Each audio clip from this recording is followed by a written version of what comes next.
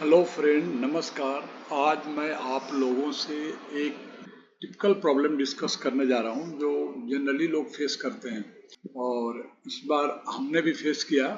Face करने के बाद मेरे को लगा कि ये प्रॉब्लम शेयर करना चाहिए।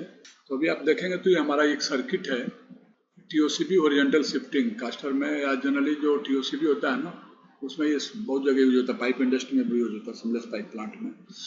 और ये ऑपरेशन कैसे होता है? लिफ्ट होता है, शिफ्ट होता है और डाउन होकर फिर होम पोजीशन में आता है। मतलब ये जो पाइप या बिलेट जो टर्न ओवर कूलिंग बेड पे शिफ्ट करने के लिए एक अरेंजमेंट रहता है। तो इसमें हम लोग प्रॉब्लम फेस कर रहे थे। जो शिफ्टिंग सिलेंडर, जो हॉरिजॉन्टली जो शिफ्टिंग सिलेंडर था, वो बराबर ऑपरेट नहीं हो रहा था। जब नहीं हो रहा था तो हम लोगों ने फाइंड आउट करना शुरू किया और जो प्रॉब्लम हमने फेस किया वही मैं आप लोगों से डिस्कस करने जा रहा हूँ। और उम्मीद है इसको देख के आप लोगों को मजा आएगा और आप लोग थोड़ा कॉन्फिडेंट हो जाएंगे कि प्रॉब्लम आता है तो कैसे सॉल्व करना है। तो हम शुरू करते हैं। ये इसमें एक्चुअली प्रोपोर्शनल वाल्व लगे हुए हैं और आप जैसा कि सर्किट देखेंगे इसमें 4 सिलेंडर हैं, 1 2 3 4। एक साइड में 2 सिलेंडर है और एक सिलेंडर के लिए एक प्रोपोर्शनल, 2 सिलेंडर के लिए एक प्रोपोर्शनल वाल्व है और 2 सिलेंडर के लिए एक प्रोपोर्शनल वाल्व है। और इसमें से एक मास्टर रहता है और एक स्लेव रहता है।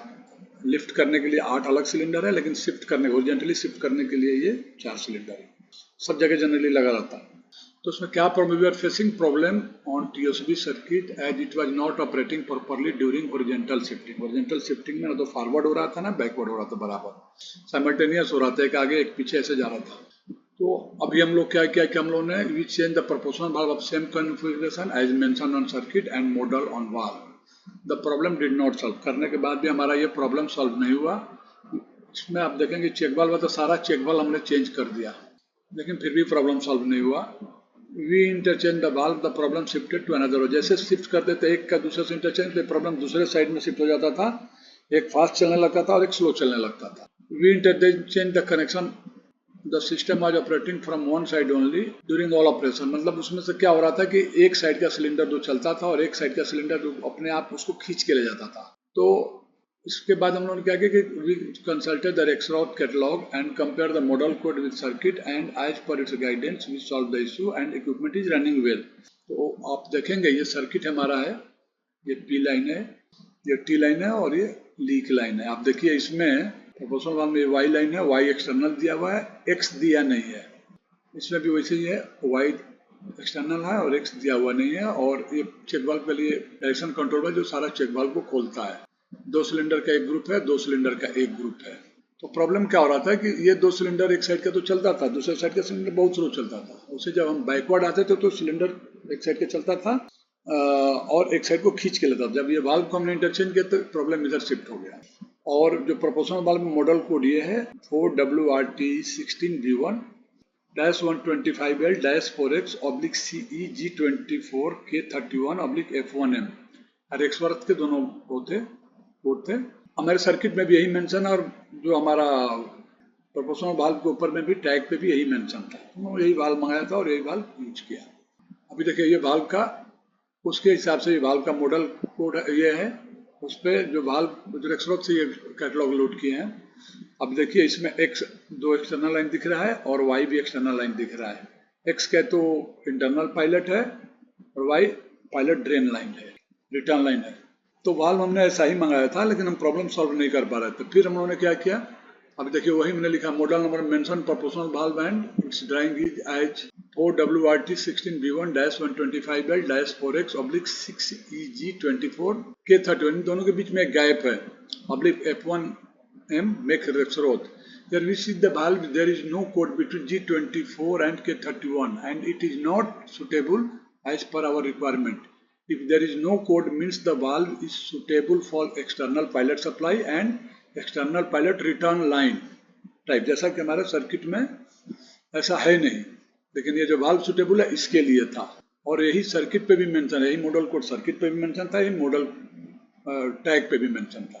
लेकिन हमारा जो रिक्वायरमेंट है ये माना ये एक्सटर्नल पायलट और एक्सटर्नल रिटर्न, पायलट रिटर्न के लिए है। लेकिन अब सर्किट में देखेंगे तो इसमें हमारा में केवल वाई एक्सटर्नल दिया, एक्स दिख नहीं रहा। मतलब हमारा ये जो रिक्वायरमेंट है इंटरनल पायलट और एक्सटर्नल पायलट रिटर्न के लिए है। तो वही मैं बताने की कोशिश कर रहा हूँ। As per circuit valve should be internal pilot pressure line and external pilot return line type. So there was a basic mistake done by us. अभी चूंकि डेनी ने जब प्रोजेक्ट लगाया था तो प्रोजेक्ट लगाते समय उसने वही वाल्व मंगा दिया, यही वाल्व मंगाया और यही वाल्व उसने सर्किट पे भी मेंशन कर दिया। अब इसको क्लियर करने के लिए हमको इसके जो है इसके कैटलॉग पे जाना पड़ेगा। जो रेक्सलॉग का कैटलॉग हमने डाउनलोड किया है और मैं वहाँ पे आपको क्लियर करता हूँ। अभी जब हम लोगों ने देखने के बाद जब हम लोग डिटेल में गए तो देखे कि एक पी लाइन से एक पायलट लाइन में जाने के लिए एक ऑरिफिस तो है, लेकिन ऑरिफिस को क्लोज किया हुआ है स्क्रू से। फिर उस स्क्रू को हमने निकाल दिया। निकालने के बाद ये जो एक्सटर्नल पायलट वाला जो लाइन था वो इंटरनल पायलट में कन्वर्ट होगा। ये प्रॉब्लम सॉल्व हो गया। उसके बाद हमारा इक्विपमेंट बराबर चलने लगा। After removing the screw the valve converted into internal pilot and external pilot return line which is required as per circuit diagram. The equipment operation became, जैसे ही उसको निकाला डाला, दोनों वाल्व का निकाला डाला, इसके बाद दोनों स्मूथ हो गया। After going in detail, it was found that the manufacturer is making such type of arrangement that we can convert the proportional valve in according to our requirement. 4 type के आते हैं पायलट अरेंजमेंट। एक रहता है external, पहला है external pilot line and external pilot return line. दूसरा है internal pilot line and external pilot return line. एक तीसरा टाइप है internal pilot line and internal return line.